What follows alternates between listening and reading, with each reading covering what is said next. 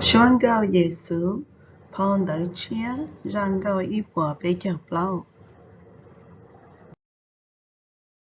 Phong đợi chia, thiệp phong đợi u, bùa linh sao và chưa cho lưu. Nia nôn đua, nhảy nữ cho lưu, và chưa cho lưu chạy cho xia. Cú wa thao nữ tế luôn đua, cú cha thế chỉ cho bùa chua.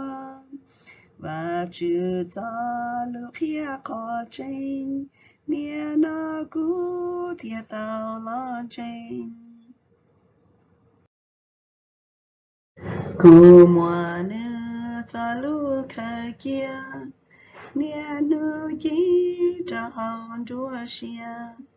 Nữ khía cú có mua xia bùa, cú lo tranh thiệt cho xia pluông. Và chưa cho lưu yên chi đa, nếu qua trả lý thua ya cha. Và chưa cho lưu khía khó tranh, nia nó cú thiệt tao lon tranh.